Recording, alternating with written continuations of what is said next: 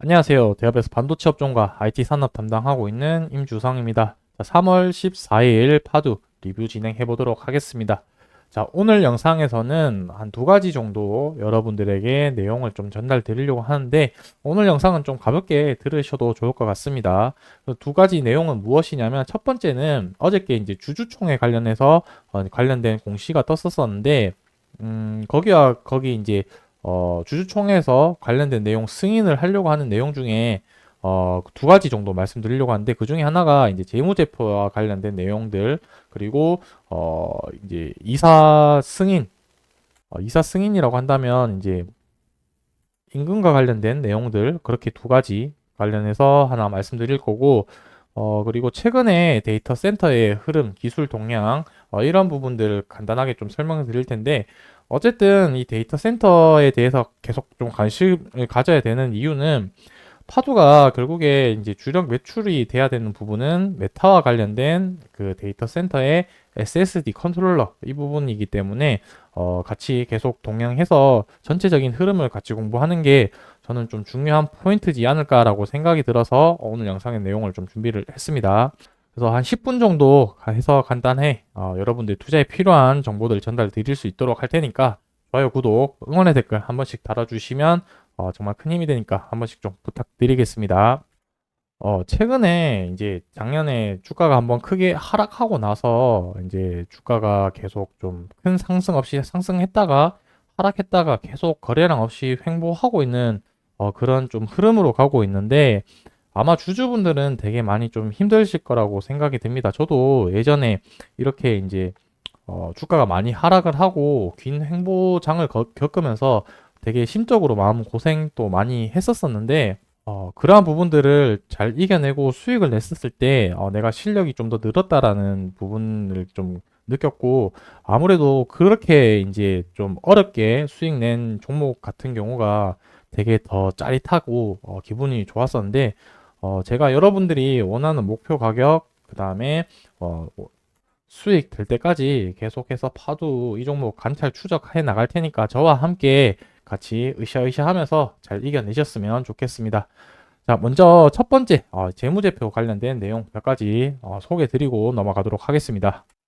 이게 이제 작년 매출 23년도랑 22년도 매출의 주요 고객사들 나타낸 자료 값인데, 참 이게 어떻게 해석하느냐에 따라서 좀 달라질 수 있을 것 같습니다. 뭐 예를 들면은 뭐 이제 물이 등컵에 물이 반 틈만 들어있다라고 한다고 한다면, 뭐 부정적으로 바라보면은 물이 반밖에 없네 이렇게 해석할 수도 있을 거고, 긍정적으로 본다면 아직 물이 반이나 있네 이렇게 해석을 할 수가 있는데, 저는 좀 긍정적으로 한번 좀 해석을 해보도록 하겠습니다. 그래서 A사, B사 이렇게 있는데, A사가 보시게 되면 매출의 비중이 대부분 높은 부분을 차지를 하고 있고, 70%, 80% 정도 차지를 하고 있습니다. 그래서 그 매출 금액이 한 150억 정도 되고, 23년도에는 여기 23년도고, 여기 22년도고, 22년도에는 한 440억 정도 매출이 발생이 됐었었죠. 근데 이게 매출 비중이 높은 부분이 제가 앞서 말씀드렸듯이 메타, 이렇게 좀 해석을 할 수가 있는데, 제가 관련된 뉴스 기사를 하나 또 보여드리도록 하겠습니다. 여기 뉴스 기사에 나온 내용을 보면은, 파도 전체 매출에서 이제 하이닉스가 차지하고 있는 비중이 63%, 이게 이제 작년 3분기 기준이라서 63%인 거고, 작년도라고 한다면은 22년도가 되겠습니다. 이 기사가 23년도 때 나왔던 기사여가지고, 보시면 매출 비중이 80%에 육박한다 이렇게 되어 있습니다.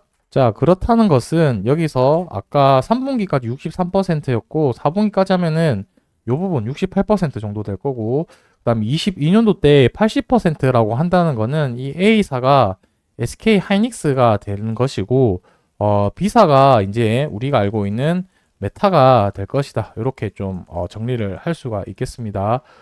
제가 긍정적으로 해석한다는 뜻은 의미는 무엇이냐면, 나쁘게 생각하면 메타에 대한 매출액이 별로 없네라고 해석을 할 수가 있겠지만, 반대로 이제 좀 긍정적으로 생각을 한다면, 정말 메타에 대한 매출이 없었고 실질적으로 이제 제품이 공급이 되고 매출이 발생이 되면은 이 하이닉스를 훨씬 더 뛰어넘는 매출액. 그러니까 이제 공시 처음에 상장을 했었을 때 매출 예상 금액이 1,200억 정도 예상을 했었는데 충분히 이 부분을 벗어날 수 있을 만큼 크게 좀 되지 않을까라고 좀 생각을 했거든요.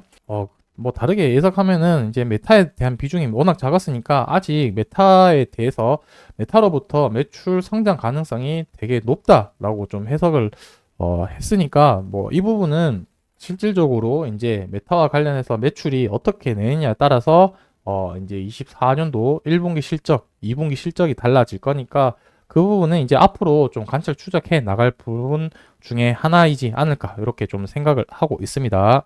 그리고 이제 두 번째로 좀 볼 내용은 뭐 급여가 관련된 부분인데 제가 오늘 영상에서 좀 가볍게 들어도 된다고 얘기한 이유는 크게 오늘 뭐 내용 관련된 내용은 정말 투자와 직접적으로 관련된 내용이 아니고 그냥 이제 흐름 이런 포인트가 있다 정도만 소개해 드리는 내용이다 보니까 그렇게 좀 말씀을 드렸었고 이제 급여와 퇴직급여 그다음에 뭐 접대비 이 부분이 저는 좀 눈이 갔었었는데 급여비가 좀 많이 올랐죠. 22년도보다 23년도 올랐다는 얘기인 거는 결국에 인력적인 부분 이제 일하는 직원들이 많이 늘어났다는 얘기가 될 것이고 그렇다는 것은 이제 사업과 관련해서 적극적으로 좀 추진을 하고 있다 뭐 이렇게 저는 해석을 했었고 퇴직급여가 이제 좀 줄어들었다는 거는 이제 직원들이 퇴사하는 직원들이 좀 줄었다. 그러니까 회사 입장에서는 어느 정도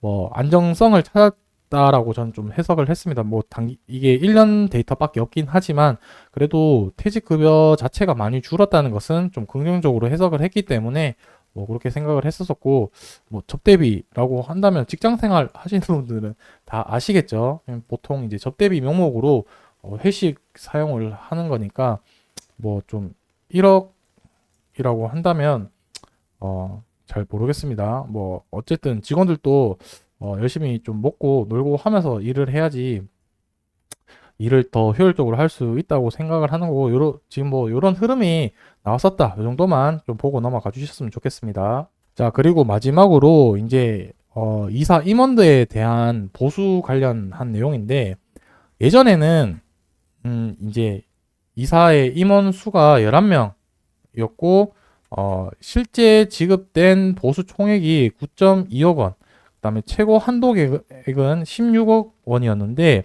이걸 어떻게 바꾸냐고 한다면은 이제 이사의 수 한 명 줄어들었죠. 10명으로 줄어들고 이게 이제 좀 어떻게 해석하느냐에 또 따라 달라질 수가 있을 것 같은데 보수 총액 또는 최고 한도액을 10억 원으로 이제 좀 줄였다. 이렇게 되겠죠.